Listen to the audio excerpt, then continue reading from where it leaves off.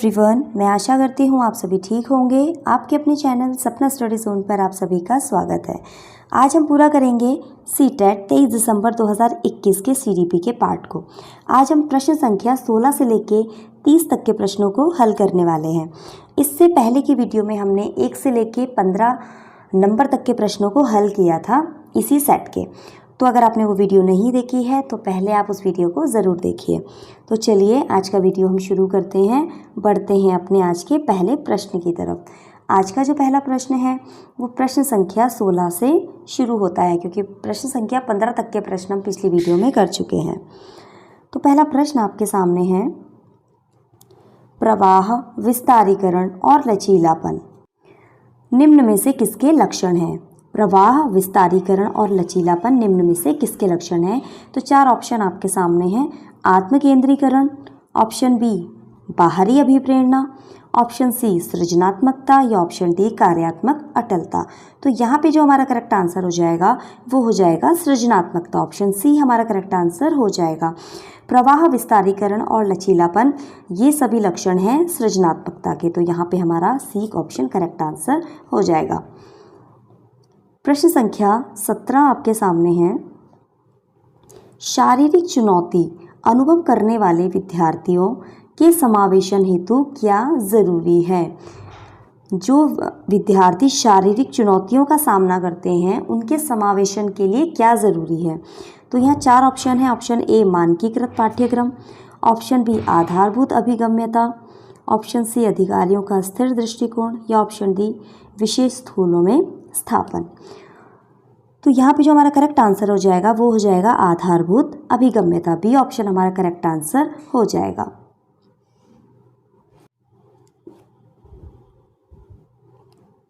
प्रश्न संख्या 18 आपके सामने है, पठन वैकल्य को निम्न में से किस श्रेणी में सम्मिलित किया गया है? पठन वैकल्य को निम्न में से किस श्रेणी में सम्मिलित किया गया है?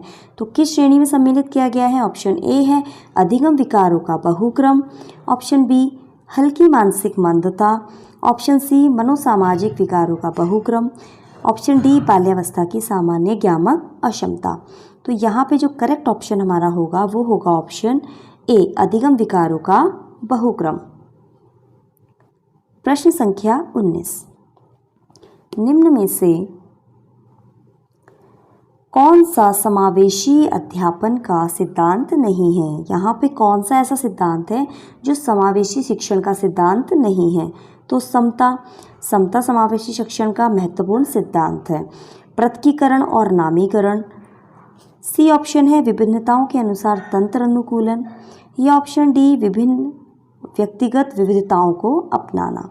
तो यहाँ पे ए ऑप्शन हमारा जो है वो गलत हो जाएगा, क्योंकि यहाँ पे हमसे नहीं पूछा है, आपको नहीं पे ध्यान देना है। तो यहाँ पे हमसे नहीं पूछा है कि यहाँ पे समावेशी कक्षा या समावेशी शिक्षण का कौन सा सिद्धांत नहीं है। तो यहाँ पे जो समता है ये तो सिद्धांत होता है समावेशी अध्यापन का। ऑप्शन सी विभिन्नताओं के अनुसार तंत्र अनुकूलन ये भी होता है। व्यक्तिगत विविधताओं को अपनाना ये भी सिद्धांत होता है। लेकिन ऑप्शन बी यहाँ पे जो पृथकीकरण और नामीकरण, तो जी नहीं, यहाँ पे ये सिद्धांत नहीं होता है। तो हमसे गलत पूछा है तो यही हमारा सही आंसर हो जाएगा।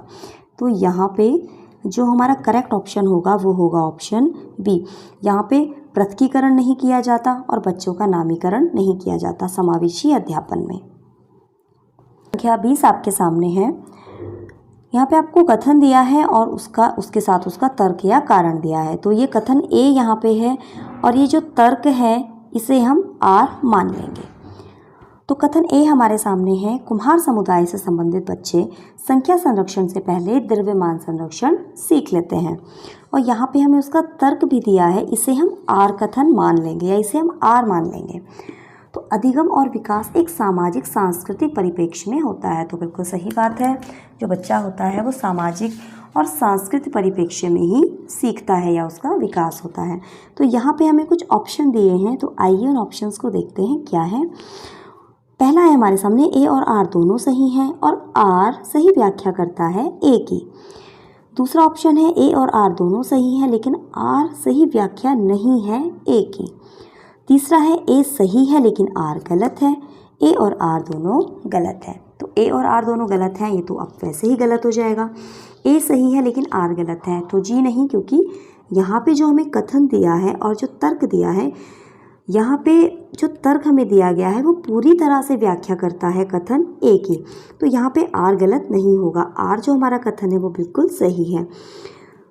ए और आर दोनों सही हैं लेकिन आर सही व्याख्या नहीं है ए की, तो यहाँ पे ऐसा नहीं है, आर बिल्कुल सही व्याख्या करता है ए की।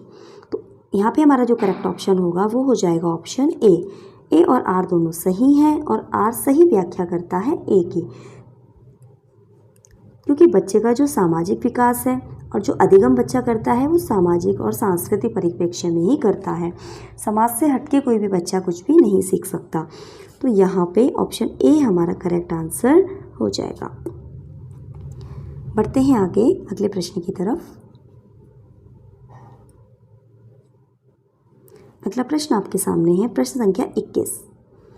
जब छात्र एक व्यवहार को अवलोकन द्वारा सीखते हैं तो इस प्रक्रिया का प्रथम चरण क्या होता है? नहीं, बच्चे जब किसी को देखते हैं, उसका अवलोकन करते हैं और तब वो सीखते हैं, तो इस प्रक्रिया का प्रथम चरण क्या होता है? तो पहला ऑप्शन आपके सामने है प्रतिमान की क्रियाओं को याद रखना। दूसरा ऑप्शन है प्रतिमान पर ध्यान केंद्रित करना। तीसरा ऑप्शन है अपने द्वारा अनुकरण किए गए व्यवहार का आकलन करना, या प्रतिमान के व्यवहार को दोहराना और अभ्यास करना। तो यहाँ पे ध्यान रखेंगे, हमसे प्रथम चरण पूछा है। सबसे पहला चरण क्या होता है? तो प्रतिमान पर ध्यान केंद्रित करना, ये पहला चरण होता है, क्योंकि बच्चा जब किसी चीज़ पे ध्यान केंद्रित करेगा, किसी प्रतिमान पर, तभी वो उसको सीखेगा और उसका अवलोकन करेगा। तो यहाँ पे करेक्ट आंसर हमारा हो जाएगा ऑप्शन बी।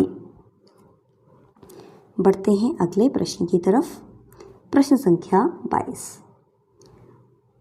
प्रश्न संख्या 22 है, अधिगमकर्ताओं द्वारा की गई त्रुटियों को समझना एक अध्यापिका के लिए महत्वपूर्ण होता है, क्योंकि ऑप्शन ए वह कमज़ोर और तीव्र बच्चों की पहचान कर सकती है, वह अधिगमकर्ताओं की चिंतन प्रक्रिया को समझ सकती है, ऑप्शन सी वह अधिगमकर्ताओं की लापरवाही के बारे में अभिभावकों को सूचित कर सकती है, या ऑप्शन डी वह अधिगमकर्ताओं को पृथक और श्रेणीबद्ध कर सकती है।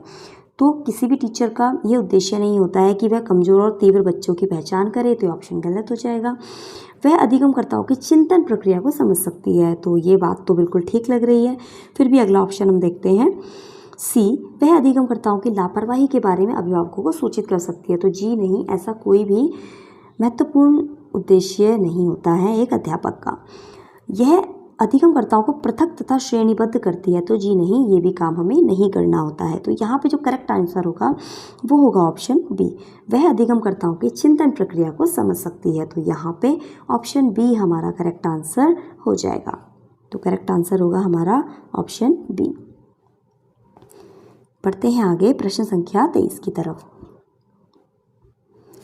राष्ट्रीय शिक्षा नीति 2020 के अनुसार अधिगम डैश होना चाहिए, तो अधिगम कैसा होना चाहिए?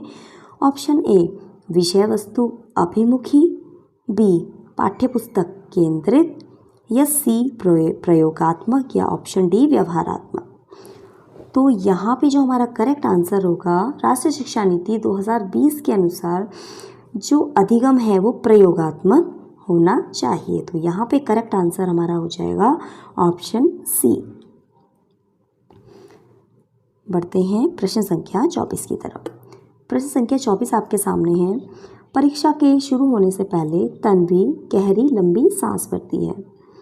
दुश्चिंता से निपटने के लिए वह डैश तकनीक का इस्तेमाल कर रही है। तन्वी एक बच्ची है जो परीक्षा शुरू होने से पहले गहरी सांस लेती है, क्योंकि उसे चिंता है पेपर की, और ये अक्सर बच्चों के साथ होता भी है। तो यहाँ पे वो कौन सी तकनीक का इस्तेमाल कर रही है दुश्चिंता से बचने के लिए? तो यहाँ पे 4 ऑप्शन आपके सामने हैं, तो करेक्ट ऑप्शन क्या होगा? ऑप्शन ए समस्या समाधान, ऑप्शन बी भाव नियमन, ऑप्शन सी परिहार्यता, या ऑप्शन डी खंडन। तो यहाँ पे वो दुश्चिंता से निपटने के लिए ऑप्शन बी भाव नियमन कर रही है, तो ऑप्शन बी यहाँ पे हमारा करेक्ट आंसर हो जाएगा। अब हम बढ़ेंगे आगे प्रश्न संख्या 25 की तरफ। कोविड-19 महामारी में तालाबंदी यानी लॉकडाउन के दौरान बिना किसी बढ़ावा दिए रोहिणी अपनी बड़ी बहन के पास मौजूद कहानी की किताबों को पढ़ना पसंद करती है। एक बच्ची है जो कि लॉकडाउन में वो स्कूल नहीं जाती है, सिर्फ अपनी बड़ी बहन की जो कहानियों की किताबें हैं उनको पढ़ना वो पसंद करती है। तो वो किस तरह की बच्ची है? ऑप्शन ए आपके सामने है, प्रयोगात्मक अधिगम करता है। बी, स्वप्रेरित अधिगम करता है। ऑप्शन सी, प्रदर्शन अभिमुखी अधिगम करता है। या ऑप्शन डी, ब्राह प्रेरित अधिगम करता है।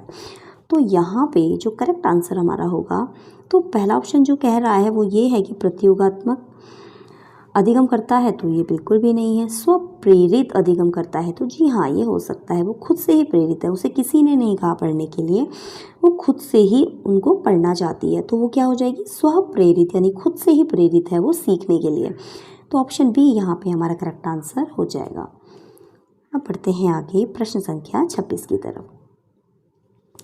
प्रश्न संख्या 26 आपके सामने है। बच्चों द्वारा ग्रहित वैकल्पिक संकल्पनाओं की भ्रांतियाँ क्या दर्शाती हैं? यानी बच्चों के अंदर कुछ भ्रांतियाँ होती हैं, कुछ भ्रम होते हैं, तो ये क्या दर्शाते हैं? ऑप्शन आपके सामने है। ऑप्शन ए, अधिगम अक्षमता। ऑप्शन बी, किसी संपत्ति के बारे में सहज विचार। ऑप्शन सी, निराधार दावे। या ऑप्शन डी, स्थायी संकल्पनात्मक ठहराव। तो यहाँ पे जो हमारा करेक्ट आंसर हो जाएगा वो होगा ऑप्शन बी, किसी संपत्ति के बारे में सहज विचार, क्योंकि बच्चे किसी भी चीज़ को लेकर अपने सहज विचार रखते हैं। तो यहाँ पे भी ऑप्शन हमारा करेक्ट आंसर हो जाएगा।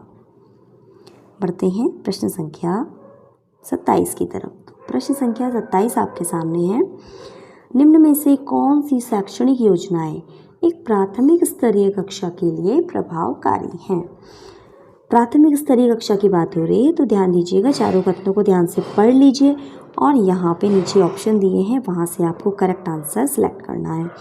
तो ऑप्शन ए आपके सामने है, संकल्पना मानचित्रों का इस्तेमाल। ऑप्शन बी है, अमूर्त से मूर्त संकल्पनाओं की ओर बढ़ना। ऑप्शन सी है, विविध सामग्रियों का प्रावधान होना। या ऑप्शन डी, कहानियों और उपाख्यानों का इस्तेमाल। तो यहाँ पे जो आपका करेक्ट आंसर हो जाएगा, तो पहला देखते हैं, संकल्पना मानचित्रों का इस्तेमाल। तो जी हाँ, ये बिल्कुल सही है। ऑप्शन बी क्या है, अमूर्त से मूर्त संकल्पनाओं की ओर बढ़ना। तो जी नहीं, ये सही नहीं होगा। ऑप्शन सी, विविध सामग्रियों का प्रावधान, बिल्कुल सही बात है। कहानी उपाख्यानों का इस्तेमाल, ये बिल्कुल सही बात है। तो यहाँ पे जो हमारा करेक्ट आंसर हो जाएगा वो हो जाएगा ऑप्शन बी, यानी 2, ACD ये तीनों हमारे करेक्ट ऑप्शन हो जाएंगे। बढ़ते हैं आगे अगले प्रश्न की तरफ। प्रश्न संख्या 28 आपके सामने है। तो यहाँ पे ये प्रश्न है, एक प्राथमिक शिक्षिका अपने छात्रों को सभी जानकारियों को कम से कम 5 बार अपनी कॉपी पे लिखने के लिए कहती है। यह शिक्षण की विधि है। तो ये कौन सी विधि है शिक्षण की? तो आइए पढ़ते हैं ऑप्शन। ऑप्शन ए आपके सामने है, अत्यधिक प्रभावकारी है क्योंकि पूर्वाभ्यास, पुनरावृत्ति विषय वस्तु के अर्थपूर्ण अधिगम में सहायता प्राप्त करती है। तो ऐसा नहीं है बिल्कुल भी कि बच्चों को बार बार पुनराभ्यास कराया जाए तो उनको बहुत ज़्यादा वो सीखेंगे या अधिगम उनको हो जाएगा, तो ये बिल्कुल गलत बात है। ऑप्शन बी आपके सामने है, प्रभावकारी है क्योंकि किसी भी जानकारी को 5 से कम पुनरावृत्ति करने से तत्काल भूलने की संभावना रहती है। तो ये भी बिल्कुल गलत बात है। ऑप्शन सी है, प्रभावकारी नहीं है क्योंकि केवल पूर्वाभ्यास करना अर्थपूर्ण अधिगम की उपयुक्त तकनीक नहीं है। ऑप्शन डी देखते हैं, प्रभावकारी नहीं है क्योंकि पूर्वाभ्यास अर्थपूर्ण अधिगम की एक जटिल प्रक्रिया है। तो यहाँ पे ए ऑप्शन भी गलत हो जाएगा, बी भी गलत और डी भी गलत। तो यहाँ पे सही ऑप्शन हमारा होगा ऑप्शन सी, क्योंकि रटना या किसी चीज़ को 5 या 10 बार लिखना कोई प्रभावकारी नहीं है किसी भी बच्चे के अधिगम के लिए। बढ़ते हैं आगे प्रश्न संख्या 29 की तरफ। तो प्रश्न संख्या 29 आपके सामने है, निम्नलिखित में से कौन सी योजनाएं समस्या समाधान के लिए प्रभावशाली हैं? तो समस्या समाधान के लिए प्रभावशाली कौन कौन सी हैं? ए, कलन विधि। बी, अन्वेषण। सी, बिना बोध के प्रयत्न त्रुटि दोहराव।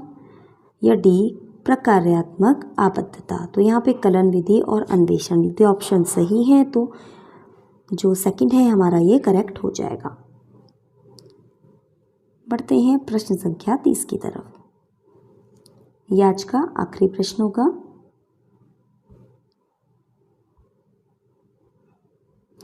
निम्न में से कौन सा क्रियाकलाप बच्चों के सीखने में उनके पूर्व ज्ञान का उपयोग नहीं करता है? ऐसा कौन सा क्रियाकलाप है जो बच्चों के पूर्व ज्ञान यानी पिछला जो उनका ज्ञान है उसका उपयोग यहाँ पे नहीं होता है? तो पहला ही ऑप्शन हमारा बिल्कुल सही है, रटना। रटने में बच्चे का किसी भी तरीके का पूर्व ज्ञान का प्रयोग नहीं होता है।